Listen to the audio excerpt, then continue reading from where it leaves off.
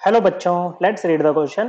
कह रहा है if Q is equals to K equilibrium then delta G not is equals to 0 for any reversible reaction. बच्चों ये कह रहा है, देखो सपोज करो A टू B ये कोई रिवर्सिबल रिएक्शन है बच्चों। ओके, तो इसके लिए Q या K क्या होता है बच्चों? ओके बच्चों, ये देखो Q होता है रिएक्शन क्वोशेंट और बच्चों के होता है बच्चों इक्विलिब्रियम कांस्टेंट। तो यहाँ पर जो इक्विलिब्रियम कांस्टेंट होगा, सपोज करो कंसंट्रेशन के टर्म में निकाल रहे हैं, तो ये होता है बच्चों product of equilibrium molar concentration of the components on the right hand side raise to power their respective stoichiometric coefficients divided by product of equilibrium molar concentration of the components on the left hand side raise to power their respective stoichiometric coefficients. Okay बच्चों, मतलब ये concentrations का ratio होता है बच्चों कहां पर? Equilibrium पे। ओके, और अगर इस रेशो को आप इक्विलिब्रियम के अलावा कहीं और निकालो, इन जनरल कहीं भी निकालो, तो उसको हम रिएक्शन क्वोशेंट बोलते हैं बच्चों। क्या बोलते हैं बच्चों? रिएक्शन क्वोशेंट बोलते हैं बच्चों इसको।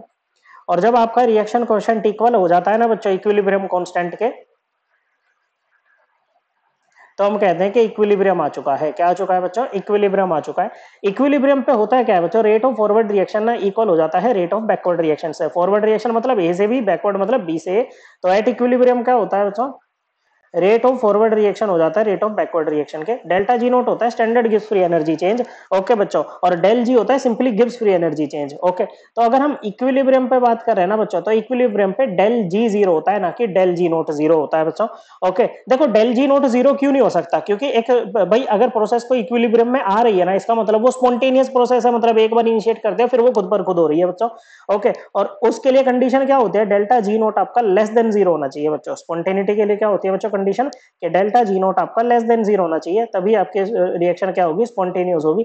अगर जीरो हो गया तो बच्चे तो स्पॉन्टेनियस ही नहीं रही ना। ओके बच्चों, तो और डेल्टा जी नोट जब हम निकाल रहे हैं ना, तो एक स्पेसिफिक फिक्स्ड कंडीशंस पे निकाल रहे हैं। लाइक स्टैंडर्ड कंडीशंस इसके लिए इसके लिए लेते हैं बच्चों 298 केल्विन का टेम्परेचर लेते हैं, और बच्चों जो प्रेशर होता है वो 100 किलो पास्कल होता है।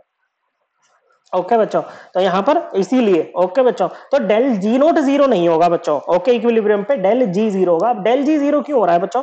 देखो क्या है, डेल जी इसलिए जीरो हो रहा है बच्चों कि जैसे भाई अब रिएक्शंस को अगर आपको चाहे फॉरवर्ड डायरेक्शन में ड्राइव करना है चाहे बैकवर्ड डायरेक्शन में ड्राइव करना है, तो आपको उसके लिए क्या चाहिए? एनर्जी चाहिए, और उसी को हम बोलते हैं वो फ्री एनर्जी हमें चाहिए बच्चों। तो इक्विलिब्रियम पे क्या होता है बच्चों? हमारे पास ना कोई फ्री एनर्जी बचती नहीं है बच्चों टू ड्राइव दी रिएक्शन, ना आगे की तरफ ना पीछे की तरफ। इसीलिए हमारा डेल जी क्या हो जाता है बच्चों?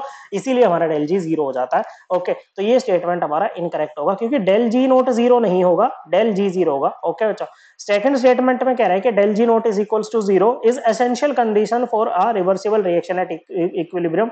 नहीं बच्चों, ये बात भी एकदम गलत हो जाएगी, क्योंकि डेल जी नोट नहीं बच्चों, del G equal to zero होना चाहिए। ओके बच्चों, सो क्या आंसर आ जाएगा बच्चों के दोनों स्टेटमेंट इनकरेक्ट है? हमें बताना था दो स्टेटमेंट है बच्चों, दोनों सही है दोनों गलत है, दोनों में से कोई एक सही है।